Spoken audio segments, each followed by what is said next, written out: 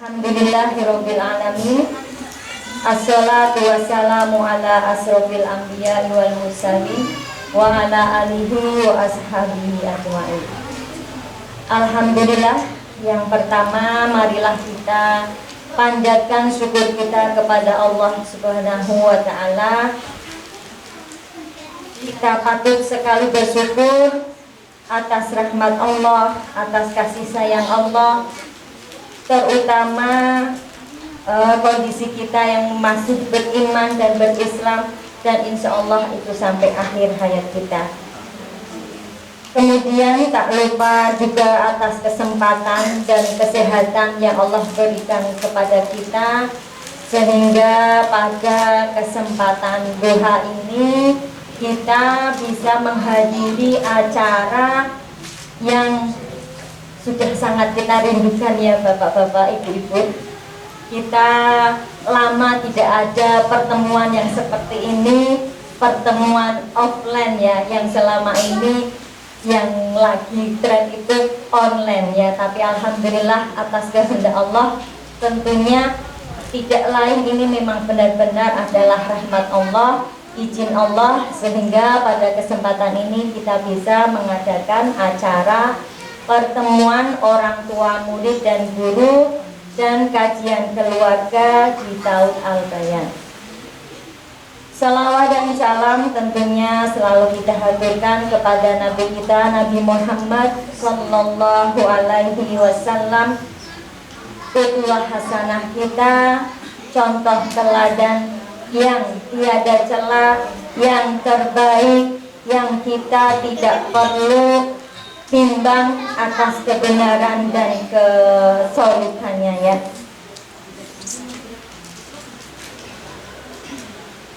Juga kita haturkan juga kepada salam kepada keluarga, sahabat, juga orang-orang yang senantiasa dalam ketetapan iman dan Islam, qudwah hasanah Rasulullah Muhammad Sallallahu Alaihi Wasallam.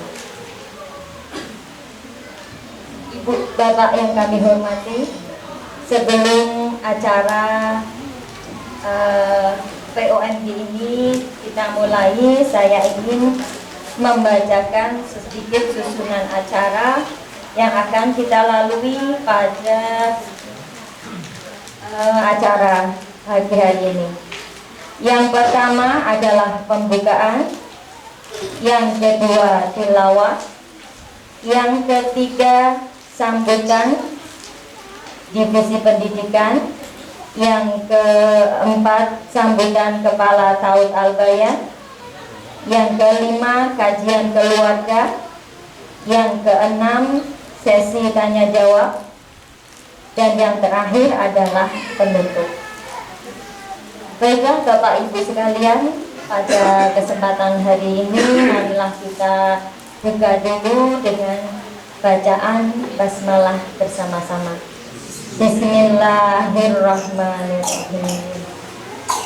Nah, ini Mbak Jihan mau membacakan menghafal surat At-Takwir. Monggo Mbak Jihan, ayo yang semangat. Assalamualaikum warahmatullahi wabarakatuh. Waalaikumsalam warahmatullahi wabarakatuh. A'udzubillahi minasyaitonirrajim. Bismillahirrahmanirrahim. Idza samsu kuwirat wa idza isyaa'u utilat wa idza nujumu fusiyat jibala sayyiat wa idza isyaa'u utilat wa idza nujumu fusiyat wa idza bihari sujiyat wa idza nufuzilat wa idza mau'udatu su'ilat bi ayyi dhanbin qutilat wa idza suhufu nusiyat wa idza samaa'u kushitat wa idal jahim su'iyat wa idal jannatu usnifat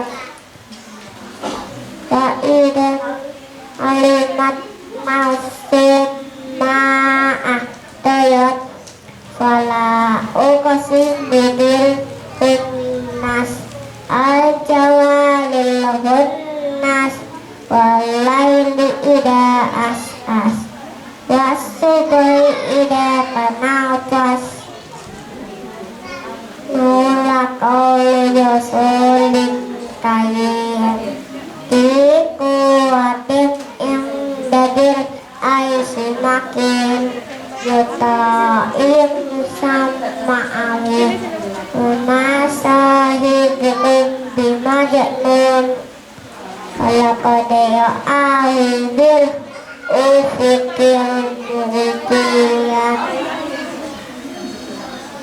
wa alal khaitin idoniyan wa ma huwa dikau bisaitan yajiyam wa aina tathadin in huwa illa dikulil alamin yang sa'aminkum ayyastakin wa matasa'una illa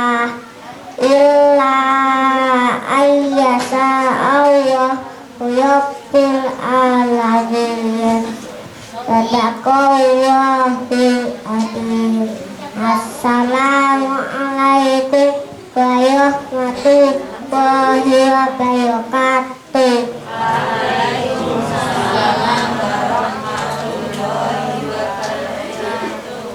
Acara yang selanjutnya yaitu sambutan dari Divisi Pendidikan kepada Ustadz Amnu Sabah. Waktu dan tempat kami persilahkan.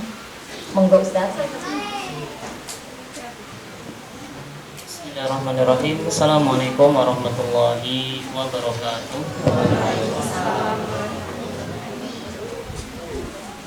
Alhamdulillah, syukurillah, la haula wala quwata illa billah, amma ba'd. Yang pertama dan paling utama, marilah kita mengucapkan rasa syukur kehadirat Allah Subhanahu wa taala atas segala kenikmatan yang Allah berikan kepada kita sampai detik ini, sampai hari ini, terutama kenikmatan iman dan juga Islam, yang mudah-mudahan kita juga berdoa kepada Allah, mudah-mudahan kenikmatan ini tidak dicabut oleh Allah sampai nanti Allah mencabut nyawa kita. Ini menjadi doa kita bersama, dan mudah-mudahan juga kematian kita itu dalam keadaan husnul khotimah, itu yang menjadi harapan besar kita insyaallah. Salam dan salam semoga tetap tercurah pada Rasulullah kita Nabi Muhammad Sallallahu Alaihi Wasallam, manusia terbaik yang patut kita jadikan suri toladan, contoh, dan tidak ada satu kesempurnaan dari seorang hamba Allah kecuali ada pada diri Rasulullah Sallallahu Alaihi Wasallam. Maka sudah cukup kita menjadikan beliau itu satu-satunya teladan, baik dalam kehidupan kita sehari-hari, dalam berkeluarga, dalam bermasyarakat, dalam pendidikan, bahkan dalam semua lini yang bisa kita laksanakan setiap saat. Bapak Ibu dan saudara-saudaraku yang mudah-mudahan Allah senantiasa merahmati kita, izinkan kami menyampaikan beberapa hal sebagai sambutan pada kesempatan pagi yang berbahagia ini, yang mungkin pertemuan antara kami atas nama dari Yayasan Rumah Taufik Mutiara Hati, dalam hal ini adalah Divisi Pendidikan, ini mengucapkan jazakumullah khairan, ucapan terima kasih kepada Bapak Ibu semuanya yang sudah menitipkan dan mempercayakan putra putri panjenengan ke kaum Al-Bayan dengan harapan ingin menjadikan putra putri kita itu putra putri yang solih dan solihah insya Allah. Ini yang memang kita harapkan semuanya.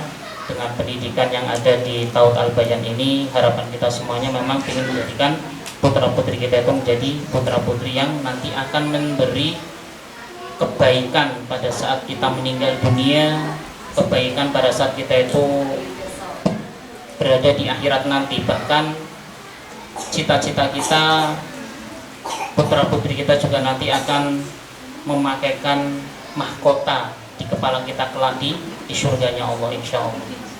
Bapak Ibu dan saudara-saudaraku sekalian yang mudah-mudahan Allah senantiasa merahmati kita, sedikit kami sampaikan dari divisi pendidikan yang hari ini masih diamanahkan kepada saya, sehingga atas nama Yayasan Rumah Taufik Mutiara Hati kami sampaikan bahwa Tahun Al-Bayan ini bagian dari yayasan, di mana yayasan ini memiliki beberapa divisi di bawahnya. Salah satunya adalah divisi pendidikan, dan kita alhamdulillah hari ini ada 2 lembaga pendidikan yang ada di bawah yayasan, yaitu Tahun Al-Bayan dan yang kedua adalah Kutab Al-Ayubi setingkat SD. Ini yang alhamdulillah hari ini sudah mulai banyak dipercaya oleh masyarakat untuk menitipkan putra putrinya kepada kami, dan kami pun berusaha dengan sekuat tenaga dengan segala kekurangan yang ada, yang mungkin sampai hari ini Bapak Ibu mungkin bisa merasakan sendiri. Tempat kita pun hari ini masih bisa dikatakan belum layak sebenarnya, belum layak dijadikan sebagai tempat pendidikan anak, termasuk untuk halamannya, permainannya, kemudian juga untuk sarana dan prasarana. Namun inilah perjuangan kami.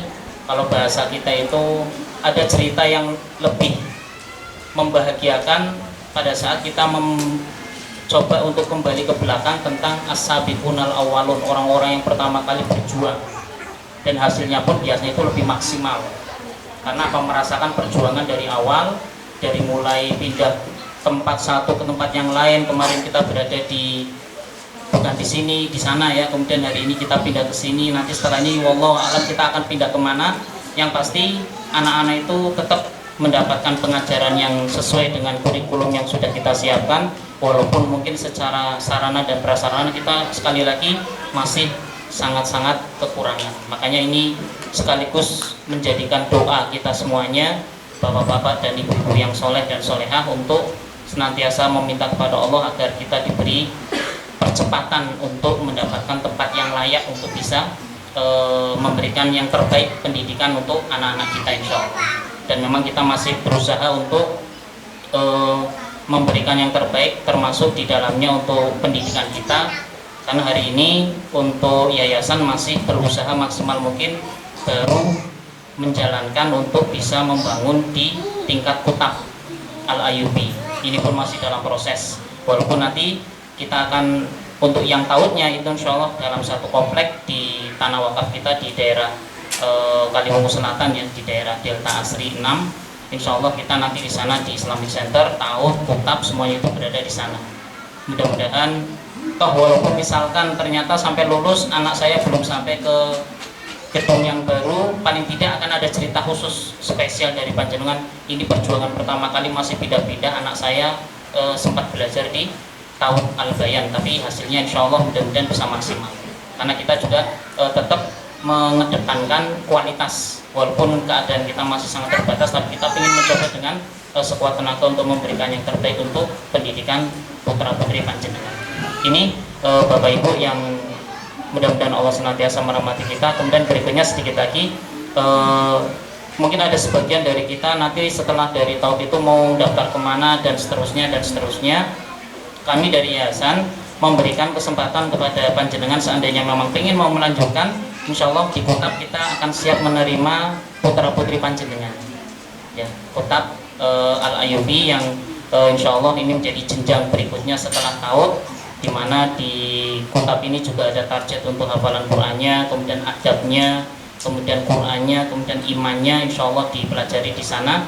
Sama seperti tingkat SD 6 tahun, nanti ada dapat hafalan Quran tambahan. Target kita 1 tahun 1 juz. Jadi kalau misalkan hitung-hitungan kasarnya itu 6 tahun itu dapat 6 juz. Itu harapan kita minimal ya.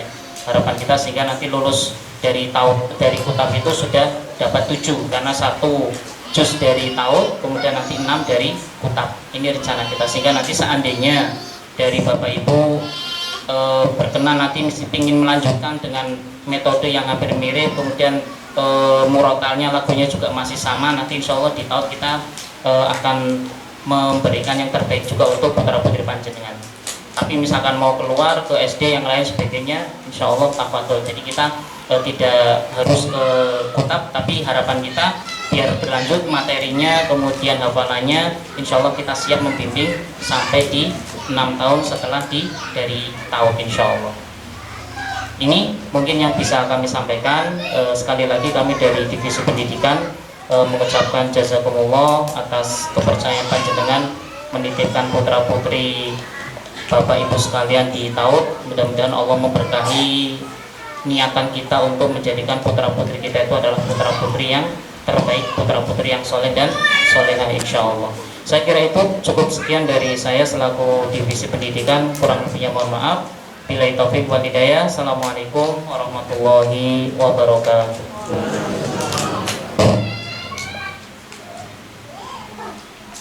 Jazakumullah khair, terima kasih atas sambutannya dari Bapak Divisi yaitu Ustadz Amnu Sabat. Ibu Bapak yang kami hormati, ada sebuah perkataan dari seorang penulis ya. Di situ ditulis, dunia anak-anak tidak sekecil yang terlihat dari tubuh mereka. Dunia anak adalah semesta luas yang sering memerangkap orang tua dalam beragam emosi tak berdasar, mulai dari tidak sabaran, gampang meledak, marah, bahkan mengabaikan terhadap ide-ide mereka. Ini sebuah tulisan yang sangat bagus, yang memang yang sadar atau tidak ya Bu, Bapak juga ya, kita sadari memang ini kenyataan yang terjadi, sehingga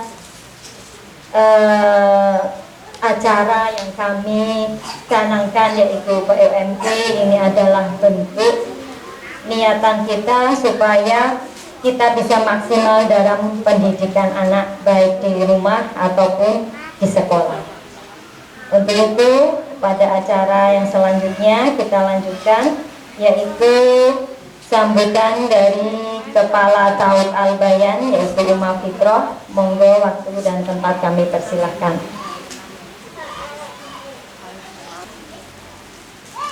Bismillahirrahmanirrahim. Assalamualaikum warahmatullahi wabarakatuh. Innal hamdalillah nahmaduhu wa nasta'inuhu wa nastaghfiruh.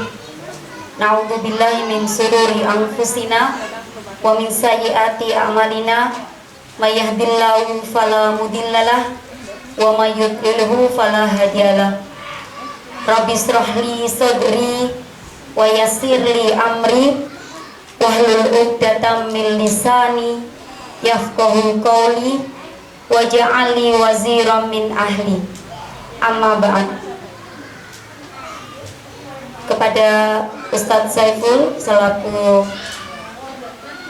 Ketua Yayasan Rumah Taufik Mutiara Hati yang kami hormati, kepada Ustadz Amnu Sabat selaku Divisi Pendidikan Yayasan yang kami hormati, kepada jajaran staf Umat Taut Al-Bayan yang senantiasa kami cintai, juga kepada Bapak Ibu Wali Santri Taut Al-Bayan yang semoga Allah rahmati.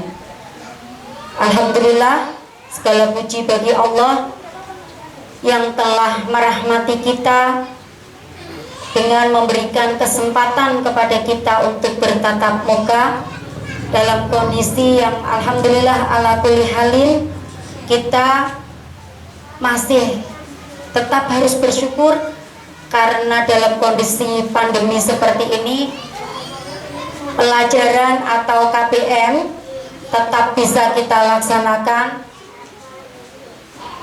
Kemudian acara POMG yang seharusnya kita laksanakan di awal bulan Juli, di akhir Juni, di awal Juli, sebelum KBM dimulai tahun ajaran 2021-2022 kemarin tidak dapat kita laksanakan karena ada PPKM yang terus menerus sampai sekarang berlanjut ya.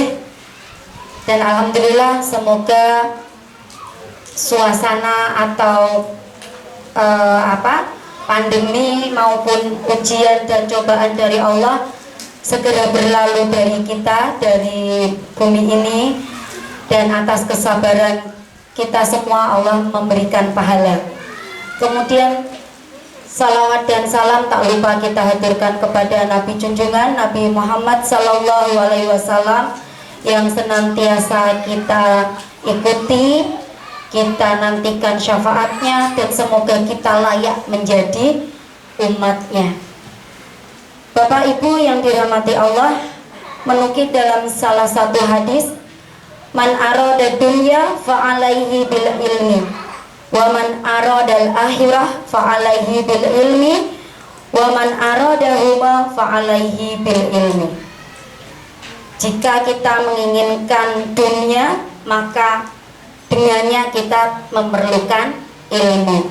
Dan jika kita menginginkan akhirat, maka dengannya kita memerlukan ilmu. Dan jika kita menginginkan keduanya, maka kita juga memerlukan ilmu. Maka kami mewajibkan untuk program POMG dan kajian keluarga ini, bahkan kita sudah ada kesepakatan di awal panjenengan mau menitipkan putra putri panjenengan ke Taut Al-Bayan. Ada komitmen bagi ayah bunda untuk belajar bersama kita, mengupgrade keilmuan dan keimanan kita, karena kita adalah orang tua akhir zaman, di mana ilmu kita sangat terbatas dan jika dikejar atau berkejaran dengan teknologi yang ada. Panjenengan mungkin baru meraba-raba untuk mencarikan tontonan yang bagus di HP. Anak-anak sudah tanpa bisa membaca sudah lebih pandai dari kita. Bahkan ngajari uminya, ngajari bundanya, kayak gitu. Kadang kita kewalahan ayah bunda. Maka jika untuk dunia kita memerlukan ilmu, apalagi untuk akhirat kita. Maka dengan di ruang yang penuh kehangatan ini, bahkan mungkin kepanasan nggak sekedar hangat, karena suk-sukan, alhamdulillah ala kulli hal, seperti yang disampaikan oleh divisi pendidikan tadi Ustadz Amnu, semoga Allah mengijabah kita segera mempunyai tempat yang layak untuk belajar bersama, untuk bertatap muka, untuk saling menyatukan visi, ya, agar segera mungkin Allah kabulkan. Sementara kita masih sebagaimana yang tadi diceritakan, yang mendaftarkan panjenengan kemarin mendaftar kok ada di sana di mana Tanjung Permai, sekarang sudah ada di Kampung Sarean. Intinya kita berusaha mencari tempat yang lebih layak. Cuman kemampuan kita masih baru sekian. Allah sedang memampukan kita baru sekian. Tidak apa-apa, Bapak Ibu. Yang di belakang juga mohon maaf, panjenengan yang terlambat sampai ini ruangnya penuh. Di belakang juga sudah full ini, ibu-ibu. Tidak apa-apa, kita rada sempit-sempitan. Bapak Ibu yang dirahmati Allah, dalam hadis riwayat Al-Hakim, mana halawalidun waladan min nahlin afdola min adabin hasanin. Tiada suatu pemberian yang lebih utama dari orang tua kepada anaknya selain pendidikan yang baik. Ya, pemberian panjenengan berupa mobil remote control masih kalah. Pemberian panjenengan berupa satu set alat permainan yang bernama game itu masih kalah. Pemberian panjenengan berupa kemewahan dunia itu masih tidak apa-apanya dibandingkan dengan pemberian panjenengan pembekalan pendidikan yang baik untuk putra-putrinya. Kita sebagai orang tua, okay, ingin memberikan yang terbaik karena anak-anak adalah amanah Allah untuk kita. Maka sekali lagi kami ucapkan terima kasih atas kepercayaan antum semua kepada kami, meskipun kami masih belum menjadi yang merasa pantas untuk dititipi. Kita masih sangat minim ilmu, kita masih sangat minim pengalaman. Taud Al-Bayan baru meluluskan 1 lulusan, artinya ini tahun ketiga kita. 2 tahun yang pertama tadi yang panjenengan lihat di proyektor yang ada kelulusannya, itu baru 14 anak lulusan awal, okay. Kemudian ini yang kedua, insya Allah. Yang tadinya cuman kita menerima 20, sekarang tahun yang berikutnya 35 anak, dan yang tahun ini 42 anak. Totalnya kalau yang tersisa dengan yang sudah lulus Al-Kahfi untuk hari ini, ayah bunda, Al-Kahfi itu kelas yang paling belakang, yang diampu oleh Uma Isti dan Uma Hani. Nah, yang suka diceritakan umanya siapa, Uma Isti sama Uma Hani, ini namanya kelas Al-Kahfi. Kelas Al-Kahfi itu kelas paling sederhana karena ada di dapur kita, adanya di dapur. Saking-sakingnya biar tidak terlihat seperti dapur, saya minta kepada Sarpras untuk diberikan panggung dari kayu triplek, tapi itu merupakan panggung gembiranya anak-anak, ayah bunda. Setiap hari mereka jot-jotan di sana, saking berlomba-lomba dengan suaranya Uma Isti dan Uma Hani itu, mereka gedrek-gedrek itu bunyi kayak suara gendang. Kayunya itu keras sekali kalau mereka lari-larian kayak trampolin di situ. Alhamdulillah mereka bahagia, kita ikut tersenyum bahagia. Meskipun karo ketar-ketir kena ambrol itu masih seperti itu kondisinya. Itu ada 21 anak, 21 santri. Yang di situ di awal-awal itu yang nangis ada 10 anak. Bisa dibayangkan ramainya di belakang. Tapi alhamdulillah atas pertolongan Allah, anak-anak diberikan rasa sakinah, rasa tenang di belakang, menghafal dengan tenang. Kemudian sampai sekarang itu ya Mbak Khaira itu sudah mau masuk kelas bunda.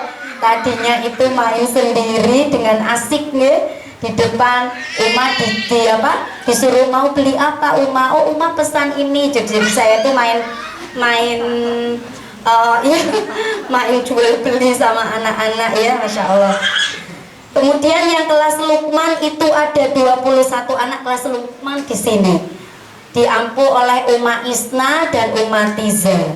Ya, anak-anak Lukman ini kami pisahkan menurut usia ayah bunda. Jadi kalau panjenengan menanyakan kenapa dipisah-pisahnya itu karena apa? Karena usianya. Kami kelompokkan karena usia. Yang 4 tahun atau mendekati atau lebih sedikit itu di kelas Al-Kahfi, yang 4 tahun lebih sampai 5 tahun di kelas Lukman. Agar apa? Sebulan 2 bulan selisih dari usia mereka itu sangat berpengaruh dengan tingkah laku mereka, keaktifan mereka, juga penangkapan mereka.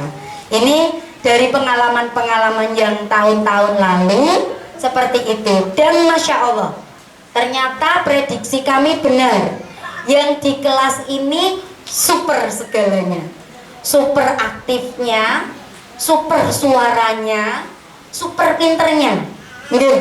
Jadi nak panjenengan yang kelas Lukman ini kok pinter sekali, kreatif, karena umumnya itu kurang memberikan permainan. Itu meja bisa menjadi mobil traktor, meja bisa menjadi kereta api antar provinsi.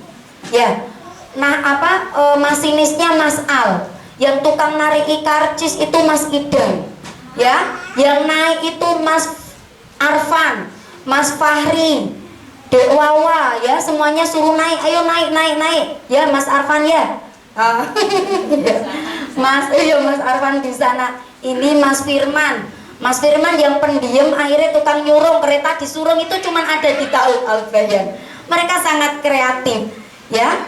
Dengan adanya mereka di sini, alhamdulillah, sepertinya mereka terlupa sejenak dengan HP mereka. Terlupa dengan kebiasaan mencet HP. Mereka asik dengan dunianya, dunia yang harusnya memang dunia mereka, yaitu dunia permainan. Maka kalau kadang-kadang kami biarkan mereka sejenak dibebaskan untuk biarlah mereka berinteraksi, ada tukarannya Siti, nanti maaf-maafan, sayang-sayangan, itu bagian dari pembentukan karakter. Jadi mohon dimaklumi. Jadi bukan dibiarkan. Kalau di awal-awal itu saya kadang mendengar selenting, kok anak-anak pada seperti itu dibiarkan. Bukan gitu Bunda, anak-anak tetap diajari adab. Panjenengan sering melihat video kita ketika mereka membaca, mereka sangat menjaga adabnya. Melipat kaki meskipun katanya Uma kakiku pegel, tapi mereka mau melipat kakinya. Kalau mereka dibiarkan jaga adab, mereka akan menjaga-jaga adabnya. Gitu ya, langsung diam. Mendengar, duduk rapi, mendengarkan, menirukan. Langsung mereka akan tutup mulutnya, mendengarkan umat, kemudian menirukan. Dari hari ke hari, perkembangan itu terlihat dengan sangat jelas. Dan itu sangat membahagiakan kami. Sehingga 80% dari program kita, dari 80% kan tahfidz nggih Ayah Bunda, kemudian 20%-nya adalah pelengkap ya, materi pendampingnya. Ini kami sangat memohon kepada Ayah Bunda untuk terus memotivasi putra putrinya, ya, untuk rajin berangkat ke Taut, kecuali dengan izin yang syar'i, keperluan yang sangat syar'i, sakit misalnya, atau ada keluarga yang meninggal. Karena ketika anak-anak itu kok berangkatnya jarang-jarang, itu akan sangat terlihat jongklangnya, tertinggal hafalannya, dan mereka menjadi anak yang tidak pede, karena merasa ketinggalan. Ketika kita umpamanya sudah sampai Al-Adiyat, ya, padahal dia terakhir berangkat baru sampai Al-Kafirun, betapa terlihat ketinggalannya berapa surat, yang tertinggal 1 hari aja ketinggalan 3 ayat. Panjenengan mau mengejarkan di rumah akan sangat kesulitan. Akhirnya di kelas merasa tidak bisa, nggak pede, mereka muram, mereka bersedih, kelihatan sekali. Maka sekali lagi dorongan, motivasi, bujukan agar anak-anak meskipun di sini rewel, mereka tetap berangkat. Karena dengan mendengarkan anak-anak yang di masa-masa golden age ini, masa-masa keemasan ini sangat membantu. Dengan ada di lingkungan yang memperdengarkan Al-Quran, otak mereka akan merekamnya, dan dalam bawah sadar mereka ternyata menghafal dengan kehendak Allah dengan diam-diam. Maka yang di sini terlihatnya bermain ada, namanya saya sebut kelas ini ada ya, Pak Amar ya, Mas Yardan. Mas Yardan itu asik dengan permainan di sini. Dia dekat sama ayahnya. Tapi kok alhamdulillah ketika tetap Bapak Amar tetap mendatangkan anak ini tetap harus hadir dalam kondisi apapun. Qadarullah ketika dites itu di akhir pembelajaran kita selalu ada face to face, ada privat untuk ngecek hafalan tadi. Itu selalu bisa. Maka inilah istimewanya anak-anak. Maka kalau tidak diberangkatkan eman-eman Bunda.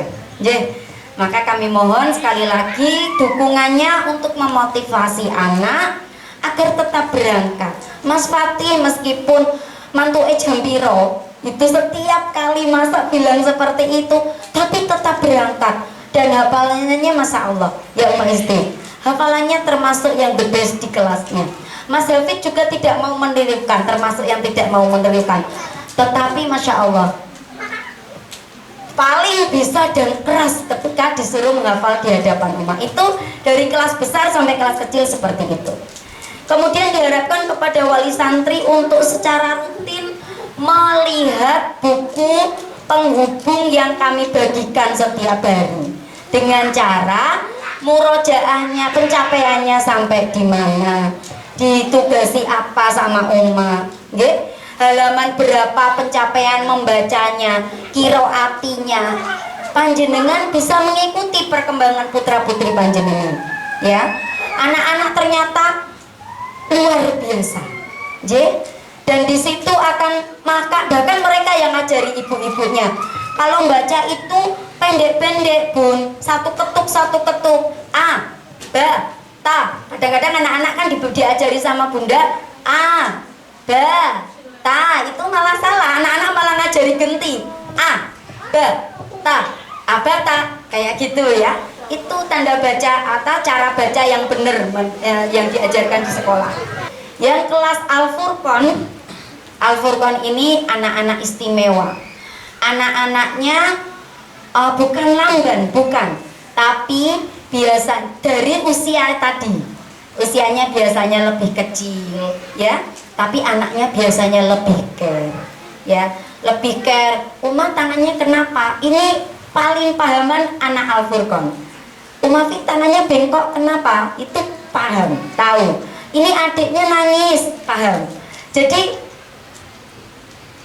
simpati dan empatinya itu terasa dengan baik. Ini kelas Al-Furqan. Semoga perjuangan ayah bunda menitipkan anak-anak di sini, mencarikan maisha yang baik, harta yang halal untuk pendidikan mereka, Allah balasi dengan surga. Juga perjuangan kami ummah untuk mendidik, ya, untuk mendampingi ayah bunda dalam mendidik anak-anak juga dimudahkan oleh Allah Subhanahu wa taala. Nastaghfirullahu li wa lakum. Kita akan segera mendengarkan tausiah dari Ustadz Muhammad Saiful Qomar tentang pentingnya pendidikan, itu kewajiban siapa. Kita biar tahu, ya, tidak bijaksana kalau saya berkepanjangan. Saya cukupkan. Mohon maaf atas semua kesalahan dari ucapan maupun perilaku saya. Billahi taufik wal hidayah. Wassalamualaikum warahmatullahi wabarakatuh.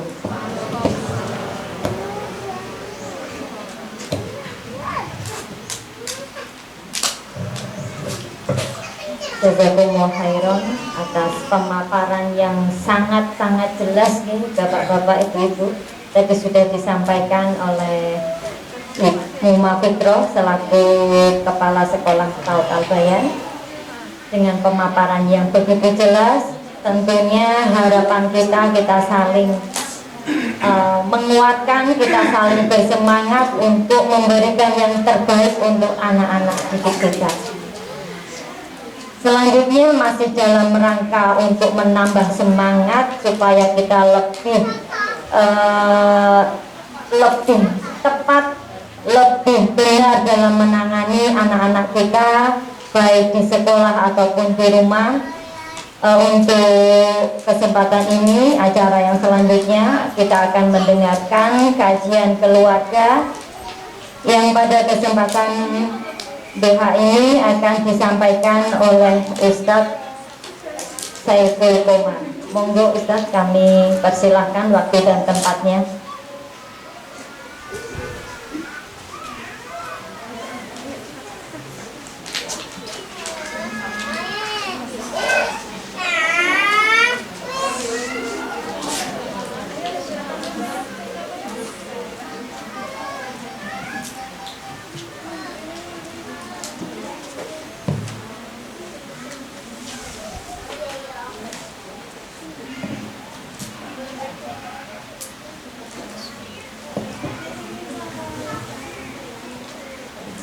Assalamualaikum warahmatullahi wabarakatuh. Bismillahirrahmanirrahim. Innal hamdalillah nahmaduhu wa nasta'inuhu wa nastaghfiruhu wa na'udzu billahi min shururi anfusina wa sayyi'ati a'malina. May yahdihillahu fala mudilla lahu wa may yudlil fala hadiya lahu. Asyhadu an la ilaha illallah wahdahu la syarika lahu wa asyhadu anna Muhammadan abduhu wa rasuluh la nabiyya wa la rasula ba'dahu. Rabbi sadri wa yassir li amri wahlul 'uqdatam min lisani yafqahu qawli wa ba'du. Wa ya ayyuhal khairun usikum wa iyaya nafsi bi taqwallahi faqad fazal muttaqun. Kama qala Allah ta'ala ya ayyuhalladzina amanu taqullaha haqqa tuqatih wa la tamutunna illa wa antum muslimun wa ba'du. Alhamdulillahirrahmanirrahim. Bersyukur kita kepada Allah SWT di kesempatan buka pada hari ini.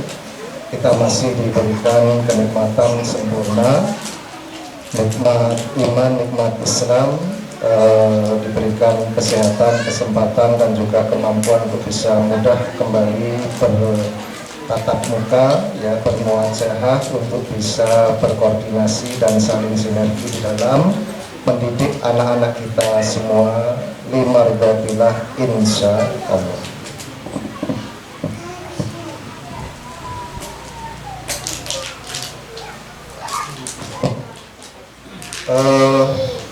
Yang saya hormati para hadirin, khusus Divisi Pendidikan di Yayasan Ustadz Amin Sabah. Kebetulan beliau izin tadi, ya, ada urusan yang harus diselesaikan. Kepada Kepala Sekolah Ta'ud Al-Bayan Umar Putra dan juga para staf pengajar di Ta'ud Al-Bayan dan juga Bapak Ibu sekalian yang rawuh, kita meminta pertolongan kepada Allah SWT untuk bisa diberi pemahaman, kemudahan dan penjagaan supaya kita mampu untuk bersamai tumbuh kembang dan pendidikan anak-anak kita semua. Bermula dari keprihatinan kita, ya, di dalam melihat kebanyakan dari anak-anak yang ada di luaran sana, maka kita mendirikan atau menginisiasikan untuk mendirikan pendidikan yang bersifat atau berbasis keislaman. Supaya apa? Supaya fitrah, naluri keimanan anak-anak kita terjaga dan juga terawat sampai nanti hingga dijemput ajal, ya. Pada kesempatan pagi hari ini, tema yang diambil oleh Ta'ud Al-Bayan adalah apa? Temanya apa? Pendidikan anak, tanggung jawab siapa? Ya, jangan tanya saya. Menurut kita ini melihat tema besar ini, ya, kita diingatkan oleh Allah Subhanahu wa taala dalam surat Ali Imran ayat yang ke-35 36. Allah Subhanahu wa taala berfirman, a'udzubillahi minasyaitonirrajim. Idh qalat imra'atu fir'aun rabbi inni nadartu ma fi batni muharraran, ya, fataqabbal minni innaka antas samiul alim.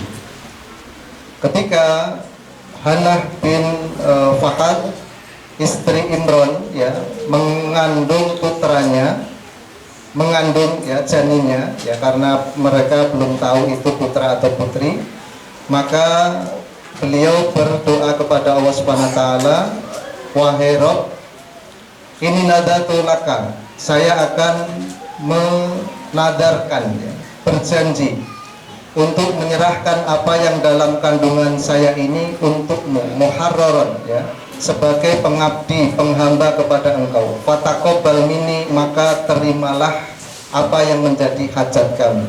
Innaka antas samiul alim, sedangkan engkau, wahai Allah, zat yang maha mendengar, maha mengetahui. Di sebuah hadis Nabi SAW juga bersabda, ma min waladin, ya, atau di dalam hadis yang lain adalah mamin mauludin yuladu alal fitrati fa abawahu, ya, maka kedua orang tuanya setiap yang terlahir pasti berada di dalam kondisi fitrah mereka, fitrah iman, fitrah tauhid kepada Allah Subhanahu wa taala.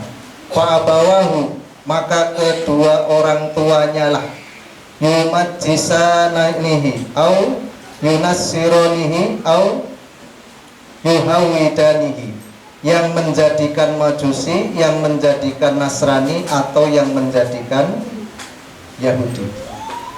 Jadi di dalam dua kutipan ayat dan hadis ini, kita sebetulnya sudah bisa mengambil kesimpulan siapa yang bertanggung jawab atas pendidikan anak-anak kita. Nah, untuk memudahkan, saya akan berikan gambaran supaya kita mempunyai kesadaran. Oh, jebule ngono. Biasanya saya ngerti kan ngono iki. Oh, jebule ngono. Karena dunia ini isinya ya kok ngono, ya jebule ngono. Enggak ada yang lain. Ya.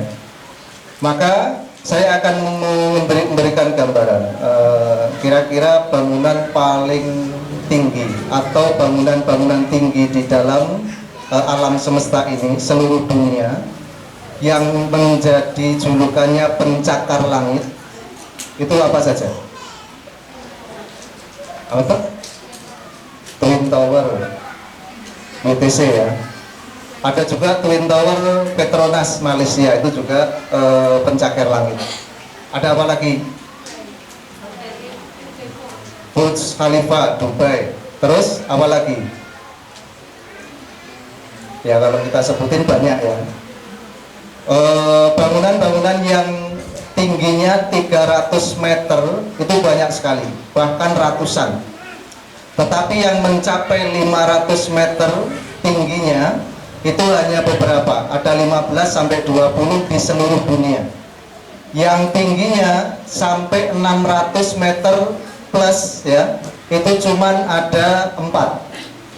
Satu ya, gedung keuangan di Hong Kong itu 632 meter. Lalu menara jam yang ada di Masjidil Haram itu 6001 meter. Sedangkan sebagai peringkat teratas itu Burj Khalifa ya, tingginya kira-kira 830 sekian meter, hampir 1 kilo ya. Kira-kira nih ibu pak sekalian ya, kira-kira jenengan tak bayari ngarangan apa ya, berimajinasi kan nggak apa-apa ya. Kalau jenengan tak bayari, saya biayai untuk bisa plesir ya, pergi ke tempat yang paling tinggi di seluruh dunia, yaitu Burj Khalifa di Dubai ya, di Emirat Arab. Kira-kira statement apa yang akan jenengan katakan, atau apa yang terpikir dalam benak jenengan? Apa Pak? Kira-kira Pak Kris tekan Burj Khalifa sing mbok pikir ke apa Pak? Karang wong Kendal ya. Ya Allah Gusti apike pol, temenan wis apik. Ya. Karena wong Kalungu ya. Wong Kendal apike pol. Kalau orang Kalungu wah apik menira. Nanti kalau Mas Ali yang meleri, kok apik neni kok. Artinya apa? Kita akan berdecak kagum melihat sebuah bangunan yang mencakar langit dengan kokoh ya, dengan semua fasilitas yang canggih dan semua teknologi paling mutakhir. Itu paling awake dhewe iso muni ngoten Pak. Apike pol ya, apik meni dan seterusnya. Jarang yang berpikir tentang teknis, jarang yang mengelola pikirannya sampai kepada piye carane kok iso ana wong ndadekke gedung sak mene dhuwure ora ambruk. Paham maksud saya? Jadi Bapak Ibu sekalian, bangunan setinggi itu, semegah itu, dan secanggih itu tidak mungkin akan berdiri kokoh ya sampai detik ini, kecuali arsiteknya itu luar biasa. Itu satu. Yang kedua, tidak mungkin akan tetap berdiri kokoh kecuali konstruksinya luar biasa. Dan yang terakhir, tidak mungkin akan tetap berdiri sampai sekarang kalau tidak fondasinya yang luar biasa. Jadi 3 keutamaan sebuah bangunan pencakar langit itu kesimpulannya adalah keistimewaan. Istimewa teknologinya dalam konstruksi, istimewa rancang bangunnya oleh seorang insinyur, dan istimewa pencanangan konstruksi pondasinya. Kira-kira ini Bu, kalau kita mau berpikir, gunung sing ketok mendhuwur karo pucuke sing ambles ning nggon bumi, kuwi dawa ndi? Panjang mana? Kalau kita kan seringnya kan naik gunung kan, ngukur jerone gunung kan ora tahu.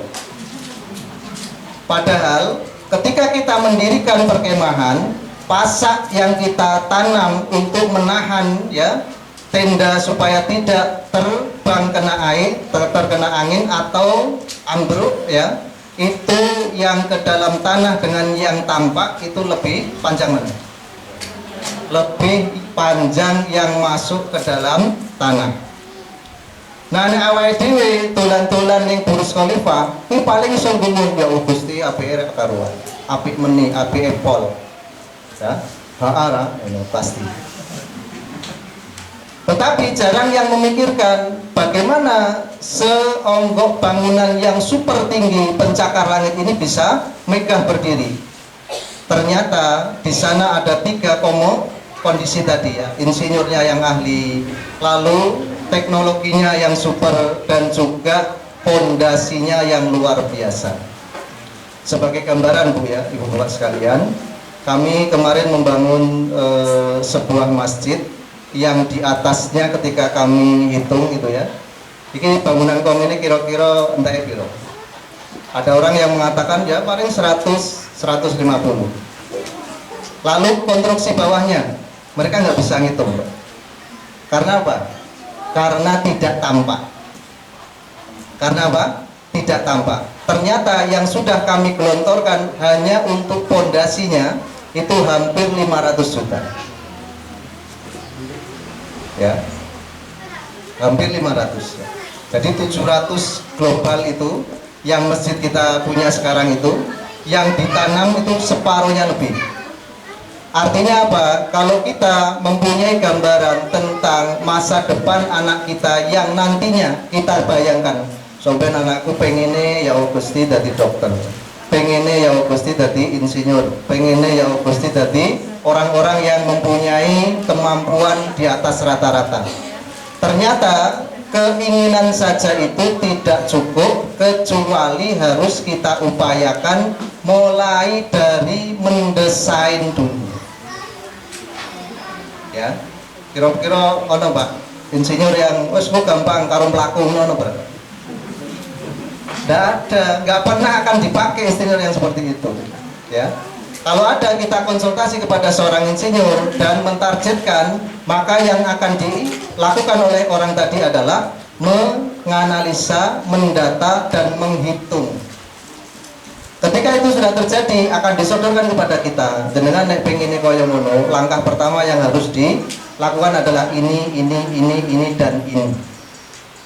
Dan ternyata Bapak Ibu sekalian, sakwene ya, yang mono, yang ini, seprono, seprene tadi ya, kita itu melakukan sebuah kegiatan yang kata Umar Fitroh tadi tidak berdasar ilmu. Bagaimana mungkin kita menginginkan sesuatu yang luar biasa tapi tanpa ilmu? Bagaimana mungkin kita akan melakukan sesuatu yang luar biasa tetapi tidak punya ilmunya? Yo kedadiane kaya awake dhewe niki, Bapak Ibu sekalian, ya. Yang dulu belajar bab nikah ngajeng. Sebelum nikah loh ya, sebelum nikah. Ayo. Nah kok do nikah rada ngerti bab nikah. Maaf ya, itu berani atau nekat Bang?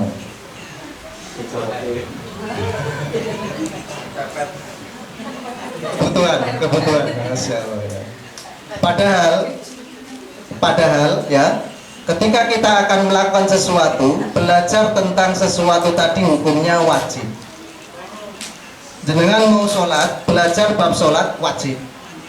Jenengan mau puasa, belajar bab puasa wajib. Jenengan mau haji sudah daftar, dapat kuota, dapat panggilan untuk kloter ya, maka belajar tentang manasik hukumnya wajib. Lah sing tak ngomongin rak do sinau nikah kok do nikah gitu. Ya. Jajak begini. Maka yang terjadi, maaf ya, maka yang terjadi adalah ketimpangan yang kita rasakan sekarang ini. Merasa berat, merasa jenuh, merasa tidak nyaman, merasa semua yang ada di sekitar kita itu tidak mendukung. Karena apa Bu, Bapak sekalian? Ora duwe ilmu. Dan ternyata sebagaimana yang kita gambarkan tadi, ada bangunan tinggi mencakar langit, ada fondasi yang kokoh menghunjam ke dalam bumi. Ilmu tentang kita akan mencapai sesuatu nanti itu diawali dari dasar yang paling dalam tadi. Awake dhewe kudu siap. Kalau awake dhewe tidak siap, lah gimana? Kita naik 1 tingkat, 2 tingkat, lihat ke bawah, awang-awangan. Ayo mundur ya, terus-terusan. Ya. Melihat ke bawah itu kita seperti masuk angin, mau muntah, ya, mabuk ketinggian. Kenapa? Kita nggak punya dasarnya, kita nggak punya ilmunya. Maka maaf ya, sebagaimana yang telah kita sampaikan dulu di pertemuan POMK di kelas-kelas sebelumnya, ada seorang pada zaman Khalifah Umar bin Al-Khattab radhiyallahu anhu yang datang mengadukan tentang kedurhakaan anaknya. Apa kata Khalifah? Kalau kamu mengadukan seseorang, tolong orang tadi bawa ke sini. Maka dibawalah anak itu ke hadapan Khalifah Umar bin Al-Khattab radhiyallahu anhu, lalu ditanya, apakah benar kamu melakukan A, B, C, dan D dan seterusnya? Kalau kamu melakukan, apakah kamu tidak takut kepada Allah, dan apakah engkau tidak tahu kalau durhaka itu adalah sebesar-besar dosa? Maka anak tadi dengan kepolosannya mengatakan, wahai Khalifah, apakah bagi orang tua juga punya kewajiban? Apakah bagi orang tua juga punya kewajiban? Apa kata Khalifah Umar? Ya jelas, orang tua itu harus satu, belajar tentang agama dan memantaskan diri dulu supaya tahu apa yang akan dihadapi. Nomor 2, memilihkan calon ibu bagi anak-anaknya. Yang ketiga, memberikan nama yang baik kepada anak yang telah lahir. Yang keempat, mengarahkan dan memberikan pendidikan tentang agama. Ini fondasi Bapak Ibu sekalian. Ya, jadi kalau ini tidak dilakukan, ke atasnya rusak, ke atasnya tidak seimbang, ke atasnya tidak bisa tumbuh kembang. Tadi yang kita tanyakan, sinau bab nikah ora. Kita saja yang akan melakukan pernikahan nggak tahu ilmu tentang menikah. Kewajibannya apa? Ya. Lalu hak-haknya apa? Kita tidak tahu. Dan maaf, 1000 maaf, banyak kejadian talak yang kita tidak sadari kita lakukan setiap hari. Karena talak itu temenanan utawa guyon jatuh.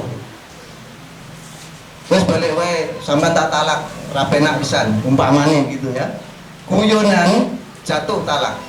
Dan ketika kita berkumpul dengan istri kita malamnya, itu dihitung zina karena ada iddah talak. Ayo, pakai do denger ya. Ya, iya jajal. Kalau kita belajar dulu, kita tahu dulu, tidak akan terjadi hal-hal yang tidak diinginkan. Perceraian tertekan, tidak sebagaimana sekarang. Setiap jam ketika kita ke kantor KUA Pengadilan Agama itu ratusan bahkan lebih ya tumpukan gugatan cerai. Jajan. Dan ketika kita tahu ilmu tentang nikah, itu bisa diminimalisir karena seorang calon ayah sudah tahu kewajiban dan haknya, seorang calon suami sudah tahu kewajiban dan haknya. Demikian seorang ibu dan seorang calon istri sudah tahu hak dan kewajiban mereka. Maka ketika anak tadi menanyakan hal tersebut, anak tadi membantah kepada Khalifah Umar bin Al-Khattab, wahai Amirul Mukminin, dialah ayah saya yang tidak memberikan hak saya kepada diri saya. Dia tidak memilihkan ibu untuk saya kecuali budak yang ditebus dengan harga 400 dirham, maaf ya. Tidak memberikan nama kepada saya kecuali nama yang buruk, dan tidak memberikan pendidikan agama kepada saya kecuali tentang sesuatu yang buruk. Maka maaf sekali lagi, pondasi ini harus kita kupas. Lalu kadung piye, Pak? Iya saja. Kudu dibaleni meneh. Ya enggak juga ya. Ya. Kesenangan bapak-bapak itu pasti ya. Ya, kalau sudah terjadi, mari kita beristighfar dengan taubatan nasuha, lalu kembali membuka bab tentang nikah, kita pelajari hak dan kewajiban. Ketika kita tahu, kita marah tapi kita bisa menahan. Ketika kita tahu, kita mungkin jenuh tapi tidak mengekspresikan. Ketika kita tahu, kita akan mungkin ya tidak pernah memperlakukan pasangan kita dengan dolim. Ada seorang suami istri yang sampai dikaruniai umur panjang ya. Laki-lakinya 80 tahun, yang istrinya sampai 70 atau kurang sedikit. Ketika ada seorang bertamu kepada seorang tadi, langsung ditunjukkan oleh istrinya, Bapak Fulan mana? Oh, kalau mau ketemu dengan Bapak langsung ke belakang aja di gazebo. Beliau sekarang istirahat di sana. Lalu tamu tadi masuk ke dalam dan bertemu setelah basa-basi menanyakan, Pak, jenengan hebat. Lebih sih, Dek. Ternyata Bapak sudah bisa melewati dan mengarungi rumah tangga selama lebih dari 60 tahun. Ya, kalau umurnya 80, menikahnya 15 berarti berapa? 65 ya. 60 tahun, artinya sudah perkawinan emas lah. Terus dijawab, ya itu kan ada triknya deh, nggak sembarang orang bisa. Lalu triknya bagaimana supaya melanggengkan keluarga? Ini caranya. Istriku kalau saya marah, dia ke dapur. Dan tidak akan pernah keluar dari dapur sebelum saya meleraikan marah saya dan menyapa dia. Maka setelah saya sapa, dia kembali ke ruangan dan kita hidup lagi damai. Nah, kalau istri saya marah, kata dia, saya akan masuk ke gazebo ini dan tidak akan pernah ke dalam rumah sampai istri saya lerai dan menyapa diri saya. Bocah nongki mikir, Pak, lo iki ning gazebo mburi ya, ojo-ojo ke pengkerengan gitu ya. Lah jenengan kok di sini, Pak? Lah yo kuwi, alhamdulillah aku wis ning kene 20 tahun saiki. Artinya apa, Pak Ibu sekalian? Orang yang tahu ilmu, tahu tentang akhlak, tahu tentang hukum agama, tidak akan mudah menjatuhkan talak, tidak akan mudah memperlakukan dolim keluarganya, dan tidak akan pernah merusak dirinya sendiri. Ya, besok dong kasih punya ya. Kalau pas marah ke belakang, tapi jangan sampai puluhan tahun ya, sehari 2 hari aja. Nah itu ya. Jadi ketika kita ya mengetahui ilmu tentang nikah, kita akan siap menikah dan tidak akan terjadi sesuatu yang menjadikan bahaya di dalam pernikahan kita. Ya, yang pertama memantaskan diri dulu dengan beramal sholih. Sholatnya diperbaiki, ilmunya ditambah, lalu belajar tentang ilmu-ilmu yang akan kita butuhkan. Yang kedua, mencari calon yang ideal untuk calon anak-anak kita. Ya, tungkahul mar'ah li arba, kata Nabi sallallahu alaihi wasallam, wanita itu dinikahi karena 4 tipe. Ada yang hafal? Ayo saya nikah nih.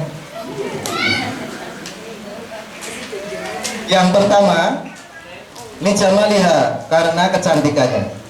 Yang kedua, limaliha, karena harta bendanya. Yang ketiga, linasabiha, karena keturunan atau nasabnya. Yang keempat, karena agamanya. Dan Nabi mengatakan, fasfar lidatidin taribat yadak. Kalau kamu harus memilih dan harus menerima seorang wanita sebagai istri, prioritaskan agamanya. Kamu pasti beruntung. Taribat yadak, pasti kamu beruntung. Maka tidak bisa kita pungkiri, ya, dulu kita memilih calon kita pasti di antara 4 tadi, ya. Wah, ki Rano sing nanding kecantikannya. Saya akan melamar dan menjadikan dia istri. Boleh apa enggak? Boleh. Wah, dia anak orang kaya atau bahkan dia hartawan, kaya raya. Saya akan melamarnya dan menjadikan dia istri. Boleh apa enggak? Boleh. Dia anak orang kaya dan nasabnya terpandang. Saya akan melamarnya dan menjadikan istri. Boleh apa enggak? Boleh. Maka paling cerdas itu ketika ada anak SD ditanya kan. Seorang putri di kelas tadi tanya, wahai fulana, kamu besok kalau besar mau jadi apa? Saya mau jadi dokter, wanita karir, orang yang berpengaruh dan mempunyai harta yang banyak. Bagus, kata gurunya, ya. Lalu di sampingnya ada anak laki-laki. Wahai kamu si fulan, kamu cita-citanya kalau mau besar nanti mau jadi apa? Menikahi dia, Bu, katanya. Itu kan namanya cerdas, ya. Boleh apa enggak? Boleh. Tapi kata Nabi sallallahu alaihi wasallam, fasfar lidatidin. Utamakan, prioritaskan yang baik agamanya. Nek milih kabeh ndak ada. Cantik, kaya, nasabnya bagus, lalu agamanya juga baik. Nek ono aku ya belum. Ya, nggak ada. Kecuali memang layak untuk orang tersebut, dan tidak ada kecuali Bunda Khadijah radhiyallahu anha. Ya, nasabnya luar biasa, dari keturunan orang terhormat dari Quraisy, ya. Kekayaannya sepertiga Mekah itu milik Ibunda Khadijah. Kecantikannya, bahkan para laki-laki yang ada di Makkah dan mempunyai kemampuan, tidak ada yang tidak pernah melamar Ibunda Khadijah. Semuanya, ya, menginginkan beliau. Dan ternyata Allah menjodohkan kepada laki-laki istimewa, pilihan dari Allah SWT, yaitu Rasulullah Shallallahu Alaihi Wasallam. Nah, kalau kita mau mencari yang sempurna, pantaskan dulu diri kita. Artinya apa, Bu? Kadang-kadang bapak-bapak ini kan glamor. Tak boleh ke pendampingan. Lah sing mau karpe sing piye? Ya tadi disebut semua, kalau bisa yang bagus agamanya, Pak. Tapi kalau agamanya bagus saja, ya mungkin kita kan manusia biasa, kurang lah. Nek iso sing ayu, sing sugih, sing anake wong apik-apik. Jawaban kita bagaimana? Pantaskan dulu diri kalian. Perbaiki sholat, tambah keilmuan. Insya Allah jodoh kita itu penyempurna. Ya. Jadi jangan harap jodoh kita itu lebih dari kita, nanti bisa berat hidup kita. Tapi cita-citakan pasangan hidup kita adalah penyempurna. Kalau kita boros, istri kita yang hemat. Kalau istri kita yang banyak bicara, kita yang banyak diem. Ya. Tapi ojo bodoh karo-karone. Ya, kalau ada yang kurang dari kita, maka pasangan kita sebagai penyempurnanya. Antum libasulahun, ya, dan mereka adalah pakaian bagi diri kalian.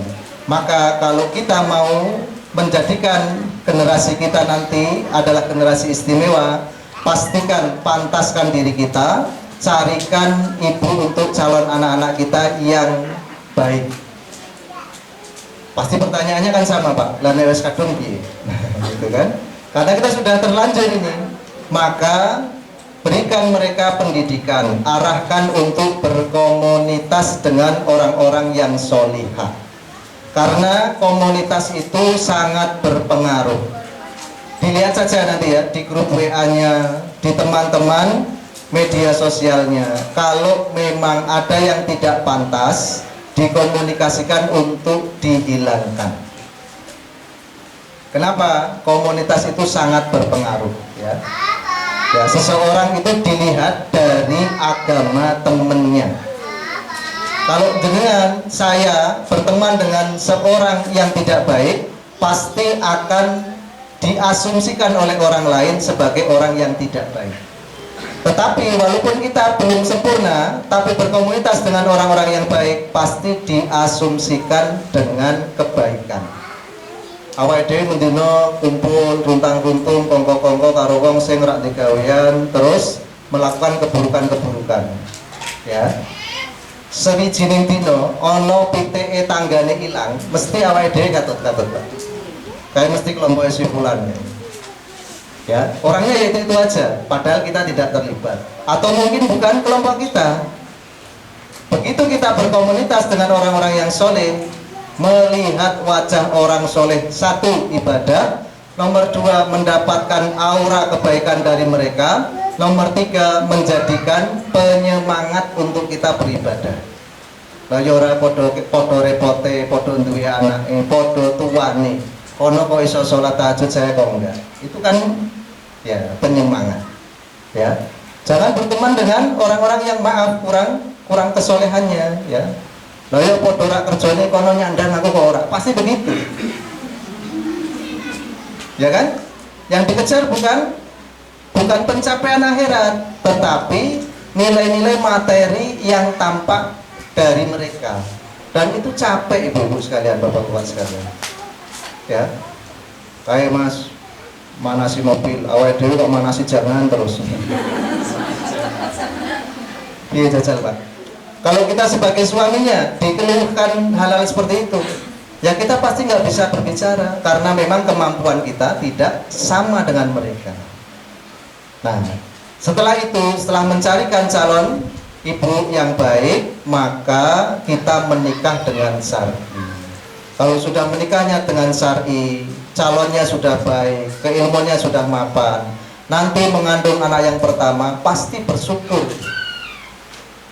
Karena kejadiannya kita ini maaf ya, dikabari pasangan kita hamil kan, waduh. Artinya apa? Tidak siap. Ya, jangan-jangan bukan pasangan resminya, wah tambah kalut lagi itu. Ya.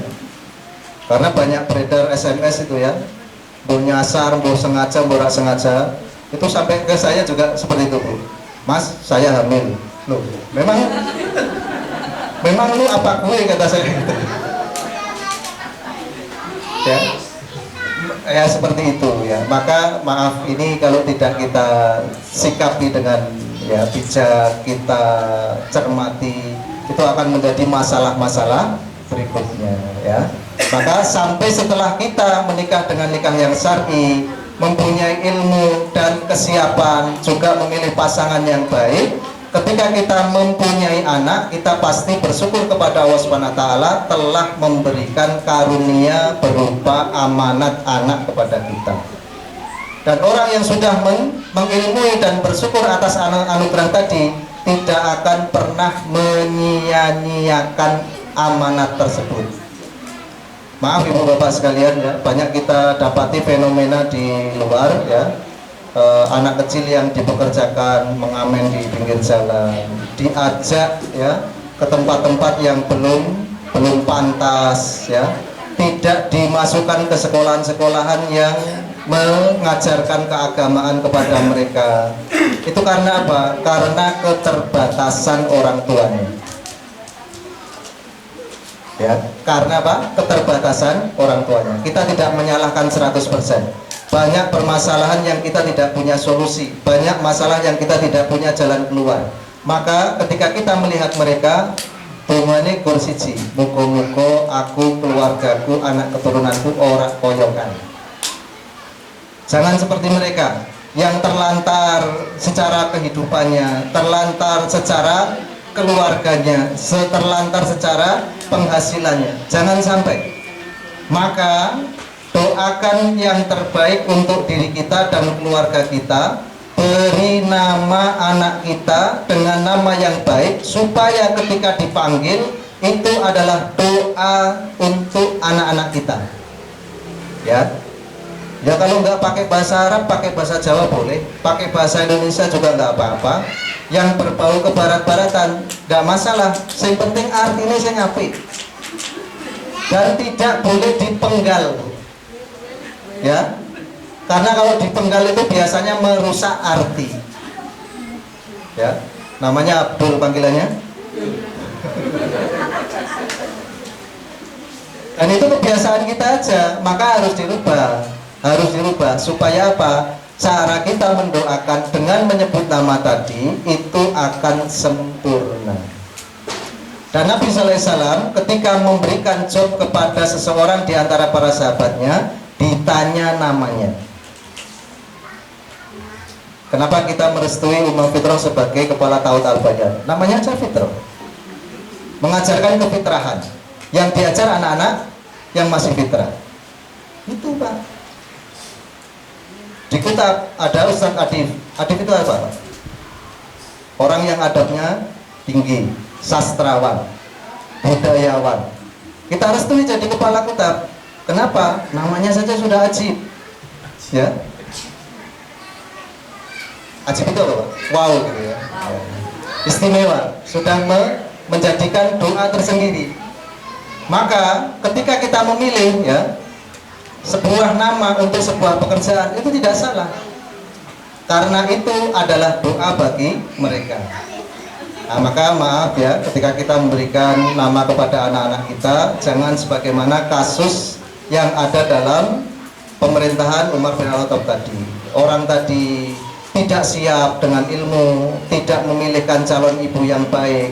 Bahkan ketika lahir anaknya diberi nama dengan nama yang tidak sopan. Dikasih nama Ju'al ya. Ju'al itu dalam kamus saya buka, kalau tidak nama kumbang yang menggerubuti kotoran itu dinisbatkan kepada fi'il madhi ju'ila ya, Ju'al. Ujuk-ujuk dadi. Itu kan sesuatu yang tidak diharapkan. Ya. Maaf kalau kita tadi mengatakan, Pak, saya mengandung. Waduh, artinya kita tidak siap. Seharusnya seorang ayah, seorang suami diberi kabar oleh istrinya bahwa istrinya tersebut dalam keadaan hamil, bersyukur alhamdulillah. Nah, sebatas ini saja, sak pengisor tadi, kita salah semua, Bu. Bapak-bapak sekalian. Ono sing startup seperti itu? Belum ada. Maka bukan salah 100%, tetapi kita harus introspeksi supaya kita bertobat kepada Allah, lalu mempelajari apa yang menjadi hajat kita dari berkeluarga dan mendidik anak. Maka orang yang tahu tentang ilmunya tadi merasa pede dan merasa mempunyai kemampuan untuk bertanggung jawab atas pendidikan anaknya. Kalaupun dia tidak mempunyai materi, tidak mempunyai ilmu, maka dia akan titipkan, akan salurkan, akan serahkan kepada lembaga dan orang-orang yang dipercaya bisa dan mampu untuk mendidik anaknya.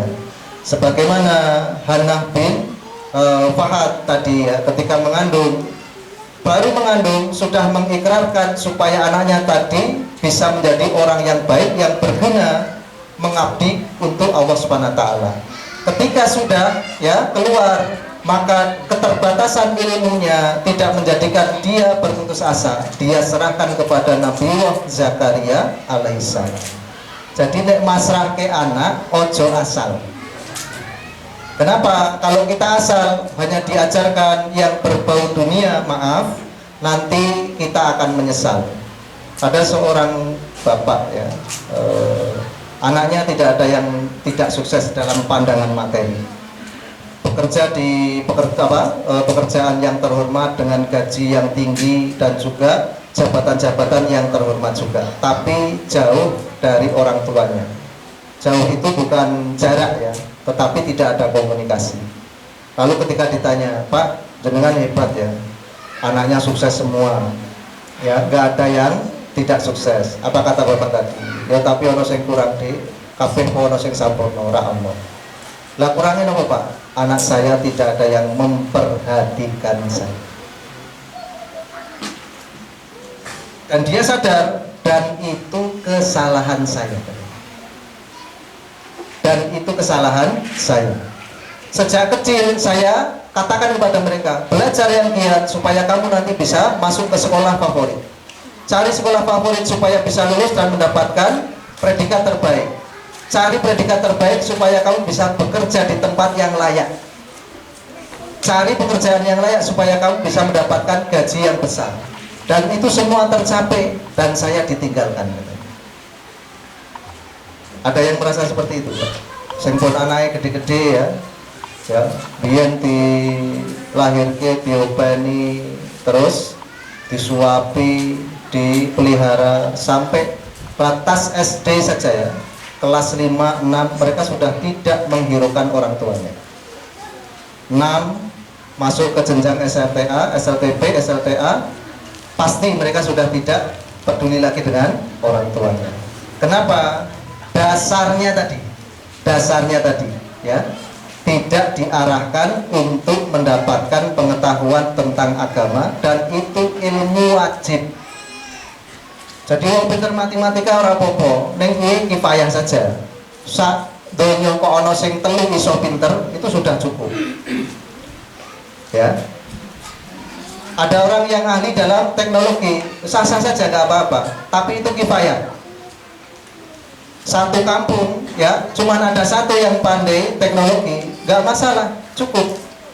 Tapi kalau ada ya dari kita satu kampung nggak ada yang bisa sholat, semuanya dosa. Karena itu ilmu wajib. Ya, maka di sini diajarkan 1 adab, nomor 2 hafalan, nomor 3 gerakan sholat. Walaupun dia belum wajib sholat, karena nanti menuju 7 tahun fa'mur auladaka bisolat wahum abna'a sab'an. 7 tahun itu sudah harus dimulai memerintahkan kepada mereka sholat. Nah, apa ujuk-ujuk iso, Bu? Apa ujuk-ujuk langsung bisa? Gak mungkin. Maka harus diberi dasar dulu, diberi pengetahuan, diberi hafalan-hafalan. Ketika mereka 7 tahun sudah siap melaksanakan gerakan-gerakan sholatnya plus bacaan-bacaannya, walaupun belum dianggap sah. Tapi ketika mereka mendapatkan taklif dari Allah SWT untuk melakukan ibadah sholat, mereka sudah pandai, sudah bisa mulai khusyuk. Ya, ini bedanya Ibu ya, belajar nyetir sama belajar sholat itu bedanya kebalikan. Kalau belajar nyetir dimulai dari pelan-pelan menjadi bisa cepat, tapi kalau belajar sholat dimulai dari cepat menjadi khusyuk pelan-pelan. Ya, anak-anak kita sholatnya kayak capung minum di kali, ya biarin aja nggak apa-apa. Namanya juga anak-anak. Lah kok ono bapaknya sholatnya kaya ngono, ya aku kurang ajar namanya. Bapaknya kudune wis khusyuk, minimal tumak ninah di dalam sholatnya. Nah, itu ilmu wajib, Pak. Ya, bersuci, sholat, mengetahui rukun iman, rukun Islam itu ilmu wajib. Ketika jenengan tidak mengajarinya atau tidak menyerahkan ke lembaga yang mengajarkan hal tersebut, kedosan, jenengan mendapatkan dosa sampai akan dituntut oleh anak tadi di hadapan Allah SWT. Ada Pak cerita dalam Nasoilul Ibad itu ya, kitab Nasoilul Ibad, seorang ayah orang tua yang sudah dipersilahkan masuk oleh malaikat ke surga. Kurang apa nih Pak, sudah dipersilahkan masuk itu? Kesolehannya, kebaikan amalnya, ke tingkat keilmuannya pasti baik karena sudah masuk ke surga. Ketika ayahnya mau melangkahkan masuk ke surga, dihalau oleh anaknya, tunggu dulu malaikat, itu ayah saya. Emang masalah kalau ayah lu, kata malaikat. Ya, bukan begitu. Dia kok masuk surga, sedangkan saya bermasalah di sini dan diancam masuk neraka. Lalu ditunda, ya, kemasukan ayah tadi. Saya jenengan di sini dulu. Anaknya tadi ditanya, lah emang kenapa kok kamu bermasalah? Dia orangnya yang tidak mengajarkan kepada saya kewajiban saya ketika saya di dunia. Apa yang terjadi?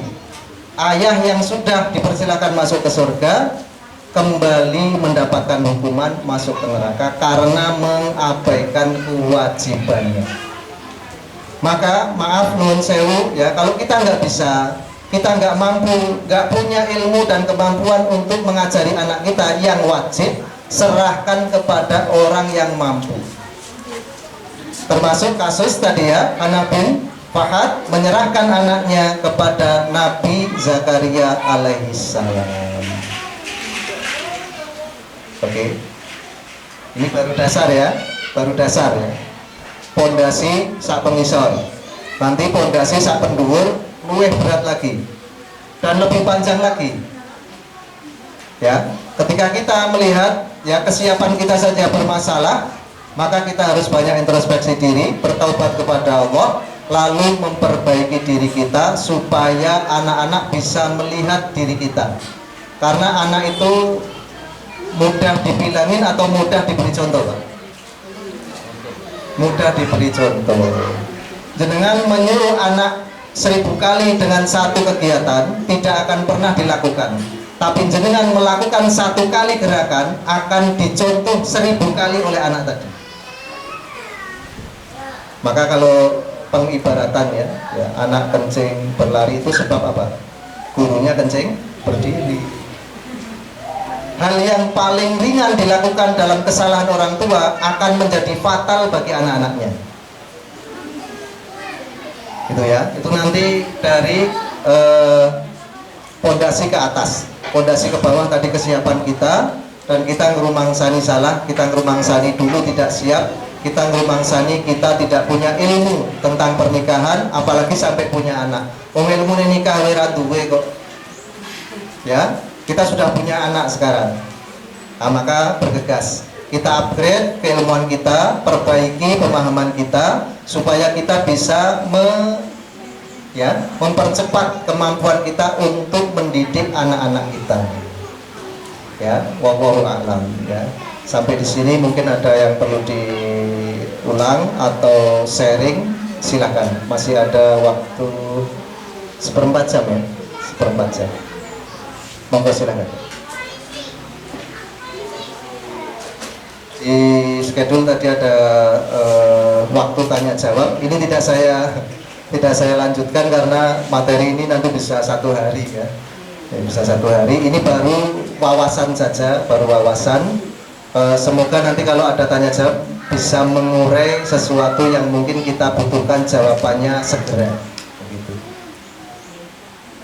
Sudah masuk sesi tanya jawab nih bapak-bapak, ibu-ibu, monggo kalau yang ada pertanyaan kami persilakan. Silakan, jangan malu ya, jangan merasa kalau tanya itu terus bodoh, enggak gitu ya. Bertanya itu menyempurnakan. Jadi kita tahu jenengan punya kemampuan dan kapasitas yang luar biasa, cuman kadang-kadang di poin-poin atau pelajaran-pelajaran tertentu terbatas ya. Nah, maka kita juga seperti itu, kita mungkin ya menyampaikan, tetapi pada hakikatnya kita juga tidak sempurna, sehingga ketika ada orang yang bertanya, kita termasuk belajar untuk bisa menyampaikan dan memperbaiki diri gitu ya. Mungkin masih pada malu yang memulai gitu. Iya. Jadi ada yang bertanya dulu ke saya lupa jawabnya apa, tapi ini biar langsung dijawab oleh Ustadz. Biasanya yang rajin ngaji itu kan ibu-ibu. Nah, ibu-ibu ini akhirnya punya angan-angan lebih baik untuk mendidik anak-anak dalam pendidikannya. Pertanyaan beliau, kalau mendidik anak itu kok tidak didukung oleh suaminya, itu sikap seorang ibu harus bagaimana? Ya, terima kasih. Oke, ini pertanyaan klasik ya sebetulnya ya, karena tidak ada kesatuan visi misi dan sinkronisasi. Biasanya dalam pengelolaan rumah tangga atau mengarahkan pendidikan anak itu ada ketimpangan. Bojone lanang pengen ngalor, bojone itu kepingine gitu ya. Nah, yang terjadi selama ini seperti itu. Kita yang sudah mulai mengaji sadar, tapi dalam keluarga kita tidak semuanya level kepemahamannya sama. Maka pasti akan mendapatkan rintangan. Nah, langkah pertama dimulai dengan doa. Mendekatkan diri kepada Allah, berdoa. Sudah saya sampaikan pada POMG 2 kali berturut-turut ya, surat Al-Ahqaf ayat yang ke-15. Dirutinkan pada sholat ya, diulang pada perkataan wa aslih li fi dzurriyyati. Bilangan ganjil, boleh 3, boleh 7, boleh 11, boleh sampai tidak terbatas ya, wa aslih li fi dzurriyyati.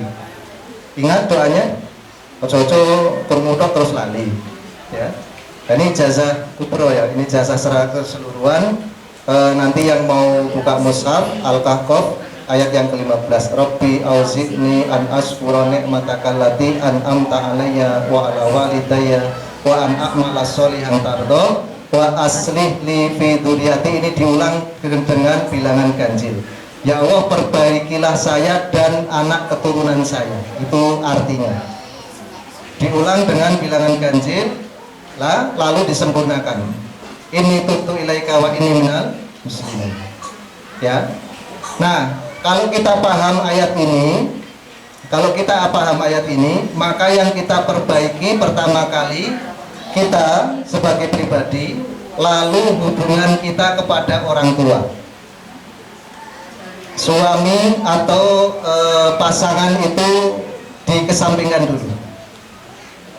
Rabbi auzi'ni an ashkura ni'mataka allati an'amta alayya wa ala walidayya. Kita dulu perbaiki, ikhlaskan apa wae piye wae iki takdir saka Gusti Allah, nek saka Gusti Allah mesti apik. Sudah cukup. Setelah itu kita mendekat kepada orang tua plus mertua. Saya minta dukungan, minta doa, minta keridhaan dari jenengan supaya diberi kemudahan di dalam mengaruniai keluarga atau mengarungi keluarga ini. Ketika orang tua kita, bil khusus ibu ya mengatakan, ya wis kanggo anak apa sih sing ora gitu. Ya. Buat lu apa sih yang enggak, kan biasanya gitu ya. Maka ya kalau seperti itu, muka-muka ridhoni orang tua menjadikan kemudahan bagi saya. Setelah itu baru komunikasikan kepada suami atau istri. Jadi jangan langsung. Kalau langsung seolah-olah kita bisa, seolah-olah kita mampu, itu masalah pertama kali yang akan muncul. Pak, gimana kalau anak kita sekolahkan ke Tawat Al-Bayan saja? Tawat Al-Bayan itu gini, bagus deh pokoknya. Apa kata suami kita? Alah, sok komentar sampean. Rono wae luwe apik. Pasti tengkar. Gak akan ada ketemunya. Tapi kalau kita sudah minta tolong kepada Allah, minta ridho kepada orang tua, hati suami milik Allah, hati suami dalam genggaman orang tua. Insya Allah kita mengkomunikasikan sesuatu yang baik akan dimudahkan oleh Allah atas restu orang tua. Coba ya, ini rahasia. Gitu Pak ya, gitu ya. Jadi ketika kita mendapatkan ketidakharmonisan dalam keluarga, jangan menyalahkan suami, jangan menyalahkan istri, jangan menyalahkan siapapun. Tapi perbaiki hubungan kita kepada orang tua. Itu intinya. Karena orang yang tidak berbakti kepada orang tuanya akan dikaruniai anak yang tidak berbakti.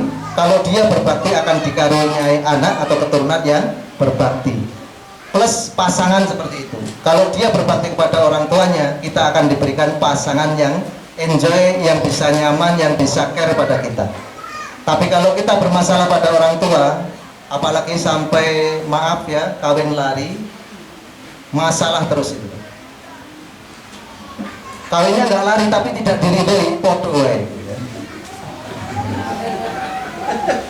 Ya, saya punya WhatsApp dari teman itu ya cukup memberikan inspirasi. Ya Syekh, bagaimana kalau saya melamar dan menikahi anak yang baru kuliah? Kata Syekhnya, jangan, ojo kesusu toh, ben mulih sik lek dinikahi. Nek nikah, nek kuliah ora oleh. Artinya tadi, nah, nikah kawin lari dengan tidak diridhoi itu sama. Kasusnya bersama orang tuanya atau melarikan diri dari orang tuanya kalau tidak diridhoi sama. Maka yang perlu kita perhatikan, kalau ada masalah dalam keluarga kita, introspeksi, naik ke atas kepada Allah, lalu turun kepada orang tua kita. Kalau orang tua kita sudah ikhlas, ridho, masalah-masalah yang ada dalam keluarga kita nanti akan terurai dengan mudah. Kira-kira seperti itu, kurang lebih ya. Maaf kalau ada yang tidak pas. Ada yang lain mungkin?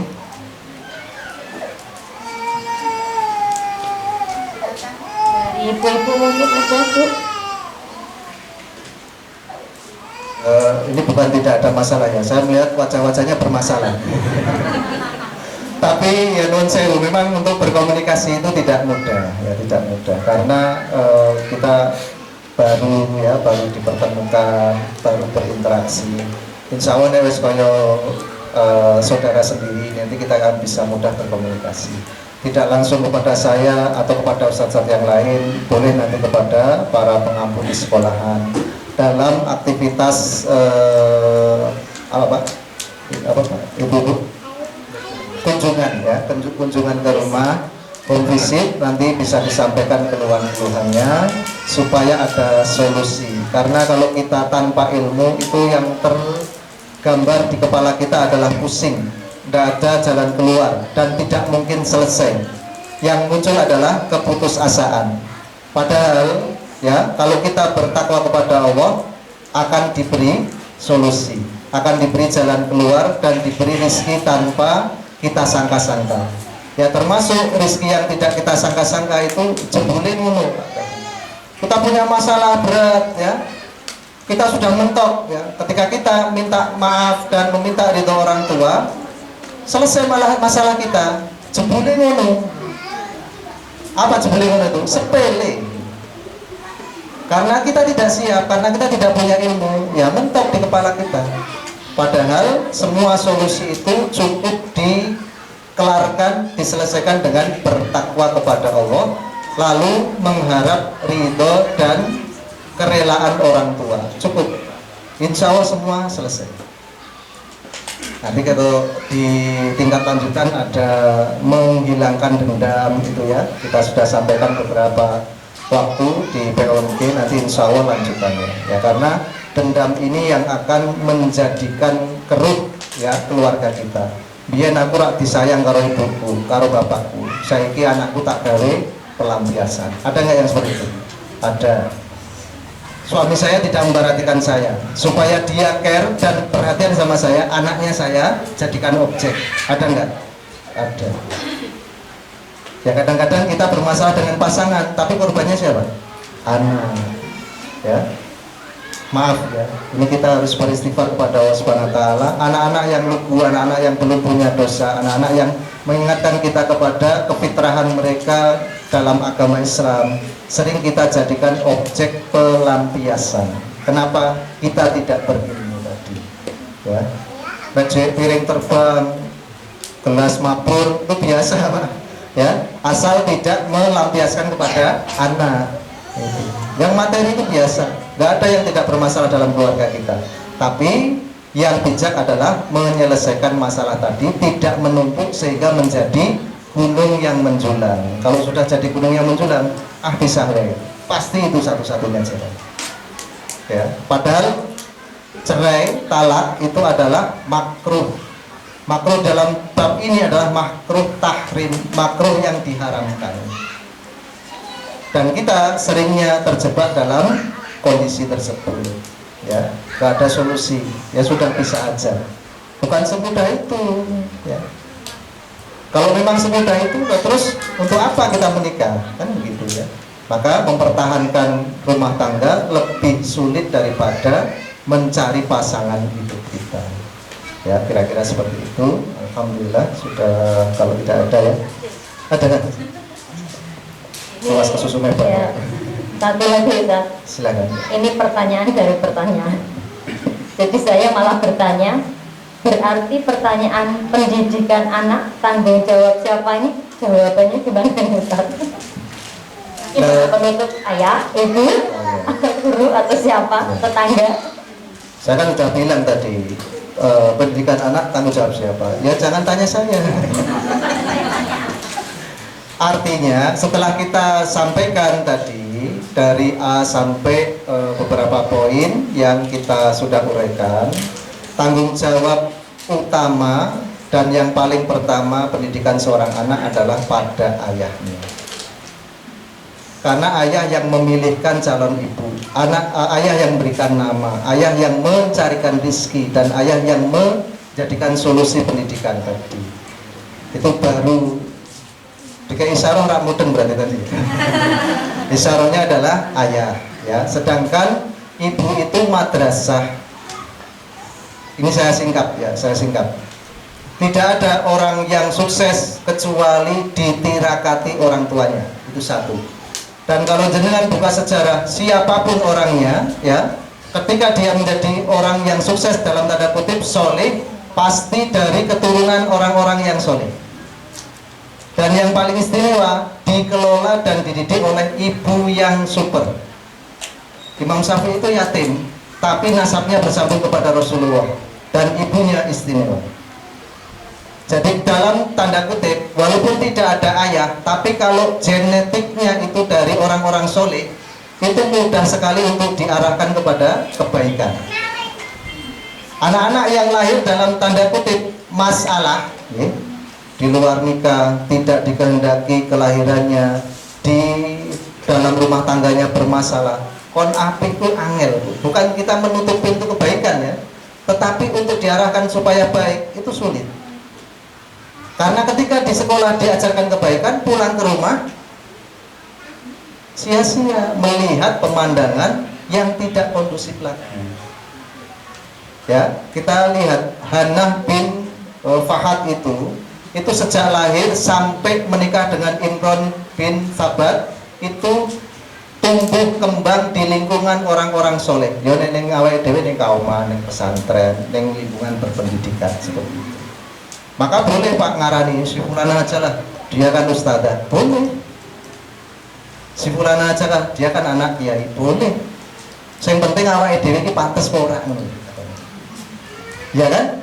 Karena Imron juga laki-laki soleh, dan kesolehan keduanya menjadikan keturunannya yaitu Maryam istimewa. Diarahkan untuk mondok ke tempat Nabi Zakaria, manut, nggak melawan. Diberi pelajaran Nabi Zakaria tentang agama, bisa menerima, tidak menolak. Itu karena apa? Genetik kesolehan. Maka tadi saya katakan, nek pengen anak awake dhewe apik ke dhisik awake dhewe. Nggak ada Pak rumusnya orang-orang yang bermasalah menelurkan atau menghasilkan anak yang bermasalah, kecuali mungkin leluhurnya orang-orang soleh dan kuat doanya. Nah kayak si fulan nakal kok anaknya kok apik, mungkin dulu kakeknya, mungkin dulu neneknya, atau ibunya orang istimewa. Aku rak pan mangan nek awan, rak pan turu nek bengi, sak durunge anakku berhasil. Oh itu Pak, ada itu. Saya pernah mendapati ibu yang istimewa seperti itu. Ya. Dan ayahnya sudah meninggalkannya dalam tanda kutip, menelantarkan anak tadi semenjak dia lahir. Tapi anaknya jadi seorang yang hebat. Kenapa? Ibunya. Siji tanggung jawab ayahnya, nomor loro kepedulian dari ibu tadi. Al-madrasatul ula. Nah awet digendong kok dirungokke dangdutan, maaf. Ya. Gak kok nek rada gede muser-muser ya biasa gitu loh. Maka kita dulu ketika kita kecil, saudara-saudara kita di puwean itu yang ditalkinkan apa? Sholawat Nabi, kalimat la ilaha illallah Muhammad Rasulullah. Jekelingan pura.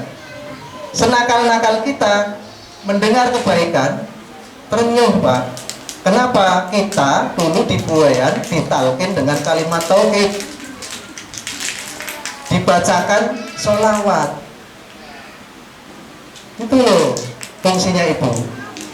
Ya, maaf ini ya. Gitu ya. Jadi tanggung jawab itu 100% di tangan Bapak, tetapi kerjasama dan kesolidan keluarga termasuk ibu adalah tidak kalah pentingnya. Jadi orang iso nyalah-nyalah ke parang makne ra bener ya pakne mesti ra bener. Karang pakne ra bener ya, kalau bapaknya nggak bener pasti ibunya juga tidak bener. Kalau sampai anaknya tidak sesuai, walaupun bapaknya atau ibunya tidak benar, salah satu dari mereka orang soleh, insya Allah jadi. Maka doa tadi kita sampaikan, dan yang kedua kita ijazahkan lagi doanya Nabi Ibrahim. Rabbij'alni muqimas shalah wa min dzurriyyati. Rabbana wa taqabbal doa. Ya Allah, jadikan hamba ini orang yang mendirikan sholat dan juga anak keturunan saya. Karena apa Pak? Inna sholata tanha anil fahsya'i wal munkar. Kalau sudah benar sholatnya, mereka pasti terhindar dari fahsya, dari mungkar. Dia akan menjadi orang yang soleh. Kalau dia sudah soleh, keturunannya pasti soleh. Maka dalam surat sebelumnya, ayat sebelumnya Al-Imran tadi, dzurriyyatan ba'duha min ba'd. Kami jadikan Maryam itu dari anak keturunan yang dulu-dulunya orang tua mereka juga soleh. Begitu ya. Sudah ya, alhamdulillah. Jadi mungkin itu yang bisa saya sampaikan dalam kesempatan siang hari ini. Semoga yang sedikit ini bermanfaat, lebih khusus untuk saya pribadi ya, sumrambah ya kepada panjenengan yang rawuh semua, supaya keberkahan dari ilmu ini bisa kita manfaatkan dan menjadi dasar ya kita memperbaiki diri dan mengarahkan anak-anak kita supaya menjadi lebih baik. Nek biyen kita nggak bisa ngaji, jangan sampai anak kita nggak bisa ngaji. Kalau dulu kita amburadul dalam masalah-masalah ya keduniawian atau keagamaan, jangan sampai anak-anak kita mengikuti jejak kita. Jadikan mereka lebih baik dari diri kita sekarang. Aku qouli hada astaghfirullahi wa lakum wa lisa'il muslimin bi kulli dzambin astaghfirullahaladzim. Sekalian berdoa dengan apa yang kita paparkan tadi, semoga kita diampuni oleh Allah Subhanahu wa taala. Lalu diberi kemudahan, kemampuan untuk bisa memperbaiki diri dan menjadikan kebaikan bagi keluarga dan anak-anak kita. Lalu mendapatkan perlindungan, pertolongan dan juga kemudahan dari Allah Subhanahu wa taala untuk bisa berbakti kepada kedua orang tua kita, lalu memperbaiki anak turun kita, sehingga nantinya kita akan menjadi keluarga yang bersama-sama masuk ke dalam surga. Ala hadiniyah al-Fatihah. A'udzubillahi minasyaitonir rajim. Bismillahirrahmanirrahim. Alhamdulillahirabbil alamin arrahmanir rahim maliki yaumiddin.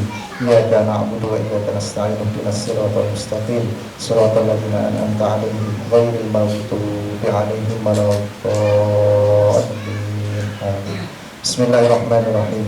Alhamdulillahirabbil alamin hamdan wafi'an hamdan la'ilan hamdan syakiran hamdan wafi'an ni'amahu wa yukafi mazidah. Ya Rabbana lakal hamd kama yanbaghi li jalali wajhikal karim wa 'azimi sultan.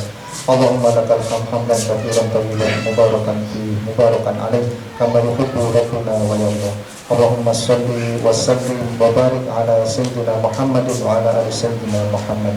Allahumma inna nas'aluka bi anna nashhadu an la ilaha illa antal ahadus samad alladzi lam yalid wa lam yulad wa lam yakul lahu kufuwan ahad.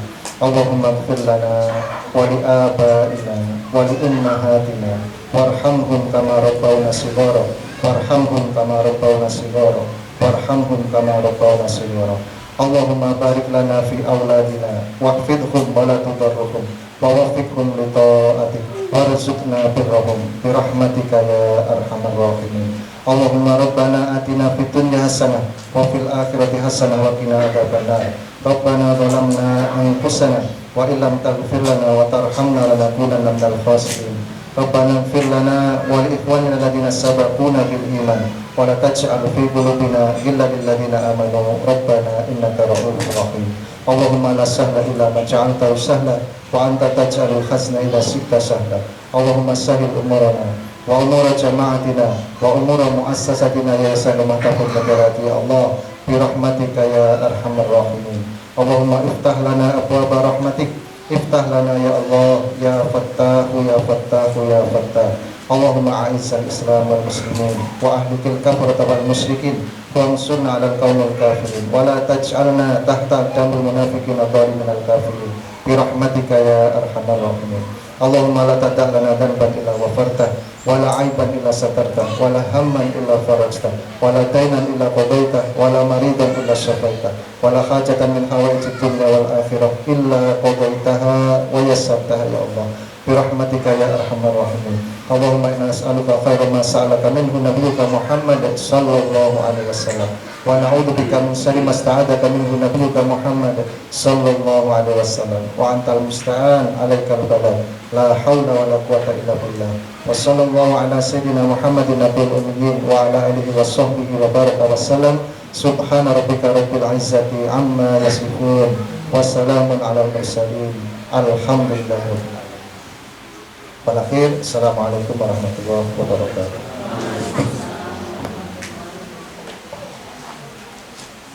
Demikian sudah kita lalui kajian keluarga, tentunya insya Allah sangat bermanfaat untuk kita semua. Kita ucapkan jazakumullah khair kepada Ustadz Zaidul Koma yang telah banyak memberi wawasan kepada kita, yang pada garis bawahnya pendidikan anak tanggung jawab siapa.